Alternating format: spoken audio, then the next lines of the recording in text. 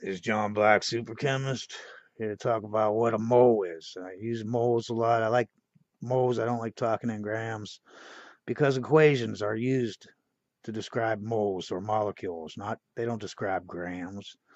But what is a mole? Well, before we get into that, let's talk about what is a dozen. What is a score? A year, a minute, an hour. What are these things? They're numbers. That's all. They're just a number. What's a dozen? 12.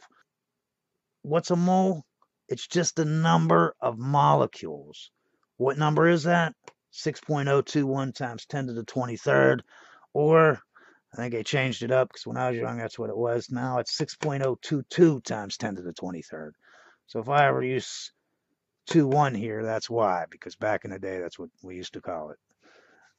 So that's how it is. But and you're thinking, well, what good is that? That's a big number, man. How's that going to help me? Well, before I get into that, just because it's kind of interesting, uh, why the we right now we have base our numbers on 10, the Dewey Decimal System, right? And that makes perfect sense. You know what I mean? But back in the day, they used to do things by 12. Their number systems were based on 12 and 60, were two of the well-known numbers, that were based on. Why is that? How do you get 12 and 60? That doesn't make no sense at all. I want you to look at this hand. Look at these hands. It's a terrible drawing, but see the little lines I have on the fingers? Just like on your fingers. You got little lines that go across there. Well, I want you to think about it. If you put your hand out like that, right? Like that, and you took your thumb and you counted each individual section. There's 12 sections. Now, if each time you got to 12 on the other hand, right, you put up a finger. Then you count another 12 on this hand. And you put up another finger. How many fingers are there? 5. 5 times 12 is 60. That's why they base it on 12 and 60. It was easy to count. They had no calculators. That's just a little FYI. All right, so this number, how many moles are how many molecules are in a mole? That is called Avogadro's constant, okay? And it's very, very helpful, okay? I want you to think about something, how this is helpful, okay? Molar masses are how you figure out your equations, right? Now here, let's figure out what H is, okay? What's the molar mass of H? Now I want you to look here on this periodical chart. It's going to tell you some numbers, right? Look here at boron. It says 10 point whatever, 10.811. Okay. Carbon, 12.041. I can't see, but it's 12 point something. Look at hydrogen, 1.008. That's where you get the molar mass of each element. Okay. And then I'm going to tell you what you do with that molar mass. Okay. H is hydrogen. We're not saying H2. We're saying the element hydrogen, right? It's 1.08. And there's a reason for that, okay? And that's where Avogadro's constant comes in, right? The weight of one nucleon, okay? And a nucleon is either a proton or a neutron. Just an FYI, people call that a Dalton or a, what is it? AMU, atomic mass unit, multiplied by Avogadro's constant equals 1 gram. So that means if I have a proton or a neutron, I hold it in my hand, okay, and then I multiply that by Avogadro's number. So this is how many protons I have in my hand, or neutrons, right? I have them in my hand right here. Protons or neutrons. I got that many in my hand, right? That means I have a gram of protons in my hand, okay? Well, why is H1? Most people think, oh, well, there's one there's one proton, there's one electron, and there's one neutron. First of all, electrons don't get counted. Compared to a proton, electrons are massless. I mean, yes, they have mass, but they're so light, even compared to protons, they're nothing. So they're not even accounted for. All right, and if they are, it doesn't matter. They're so small, it's just unreal. But 90%, and I'm making up numbers here, but 90% of all hydrogen in the universe only has one proton. Okay, it doesn't have any neutrons. Okay, very little hydrogen has a neutron. All right, and when they figure out these molar masses, they're figuring out for the average isotope. Okay, so the average isotope, or the average of all the isotopes together, and since most of them only have one uh, proton and no neutrons, it would be 1. The 0.008 comes from the small percentage of hydrogen that has a neutron. That's what added on. It wasn't the electrons that added this weight on. It was the fact that some of the isotopes are, incorporated into this math, and that's how they figured it out. Now, carbon, it is 12. We know it. It's 6 on the periodical chart. So it has 6 neutrons, 6 protons. That's 12, right? So that would mean 12 grams.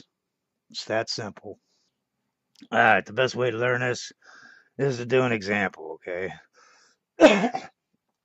When you see an equation like this, right, you got a base and acid, you're making salt water, right? These equations have numbers. You don't see the 1 because 1 times anything is itself, so you don't put the 1 in. But this means 1 molecule plus 1 molecule yields 1 molecule of this and 1 molecule of that, okay? Now, we as chemists can't use molecules because it's hard to count them. They're very small. So what we use is moles, right? So this also could mean 1 mole of sodium hydroxide plus 1 mole of this yields 1 mole of that and 1 mole of that, okay? You're like, well, how do I know how much a mole is? Well, we just figured that out, right? We go to the periodical chart, we look up sodium, we look up oxygen, and we look up hydrogen. 23, 16, and 1. We add them together. It gives us 40. That means 1 mole of sodium hydroxide is 40 grams. So if we're going to do this all in moles, we would add 40 grams of this. How much of the HCl? It's a liquid. And it has water in it. It's confusing. What I do with this is minus 32%. I get it at Lowe's. That means it's 10 molar, which makes it nice and simple. 10 molar means that in a liter of solution, you have 10 moles of HCl. A liter of hydrochloric acid, you have 10 moles of HCl. So that's easy to figure out, right? If 10 moles are in 1,000 milliliters, or 1 liter, then 1 mole is in 1/10 of this, which is 100 milliliters.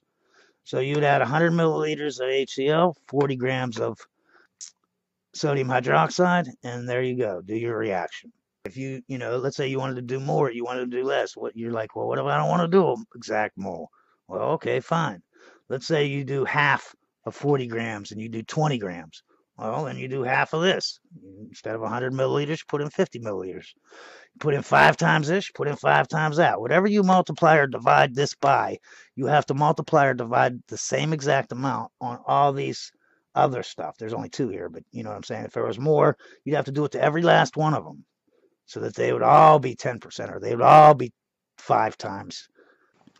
And keep in mind when you're making a molar solution, like let's say you want to make a solution of 4 molar sodium hydroxide. You don't take a liter of water and throw in your sodium hydroxide because then your solution will be more than a liter. What you do is you take a half a liter, dissolve your sodium hydroxide in it. Then after it dissolves, you fill in more water so that it adds up to a liter. Okay? Otherwise, you'll have more than a liter and you won't have your exact molarity. That's called molarity. You say, what's the molarity of 32% hydrochloric acid? It's 10 molar. Let's do another example. We got calcium chloride plus sodium sulfate yields calcium sulfate and sodium chloride. Now, this is the same type of thing as doing hydroxides. Calcium sulfate is insoluble, okay? Just like most transition metal hydroxides. So I put in sodium sulfate and I put in calcium chloride. They all dissolve, right? But when a calcium ion meets a sulfate ion, it precipitates out, okay? And then you can filter it out, okay? You can just go to Wikipedia, type in calcium chloride, and it will give you the molar mass. You know what I mean? Same with this. Just type it in, gives you the molar mass. But here I'm going to give you a little trip up, okay? This that we have we figured out if it was anhydrous, but what if it's a decahydrate where water molecules are incorporated into the crystal lattice? A decahydrate has 10 hydrates, right? Well, then you'd have to figure that out, right? So HHO, that's 18 grams per mole for water. You have 10 of them, right? For every molecule of this, you got 10 of these. So that means you multiply that by 10, that's 180. Now you take this for the weight of that, and you take this for the weight of the water, and you add them together, see? So now it's 322 grams per mole. So if you did this reaction and you had this, and it wasn't anhydrous, it has the decahydrate, you'd need 110 or 111 grams of this, and then you'd need 322 grams of the sodium sulfate, not 142, because 180 grams of that would be water. So you have to take that into consideration. You know, if you have any hydrates, always remember, especially if it's a decahydrate, that's a lot of weight. This example, I chose it because it's a liquid. Here's my thing. I'm oxidizing alcohol with sulfuric acid and dichromate to make formaldehyde. Okay. Now here's a secret to the you know instead of figuring out how many carbons and there's 12 for that and there's oxygen that's 16 and adding everything up to get your molar mass, you can just go to Wikipedia, type in ethanol, and look to the right. It'll have a picture of ethanol and a bunch of statistics or properties. Scroll down and you'll see molar mass, and it'll tell you what it is. Same with sulfuric acid. Just type in sulfuric acid, scroll down, you know, where all the little properties are, and you'll see it says 98 grams per mole. Now, two things below that is the density. You would write that down too. And the reason why is, I mean, you could just weigh this stuff up. You don't have to do this if you don't want to. I prefer to weigh, I don't like to weigh liquids up. I like to measure them. So what I do is I take the molar mass divided by the density. You can see I just put it right down here. That tells me how many, because this is grams per mole. And I'll cancel out the grams and put milliliters in there, right? Cancel the grams off. It'll be milliliter per mole. Now I know I need 58 milliliters per mole of ethanol. Now I do the same thing here. I divide the molar mass by the density. I get 53 milliliters per mole, but this is different. That's why I chose this.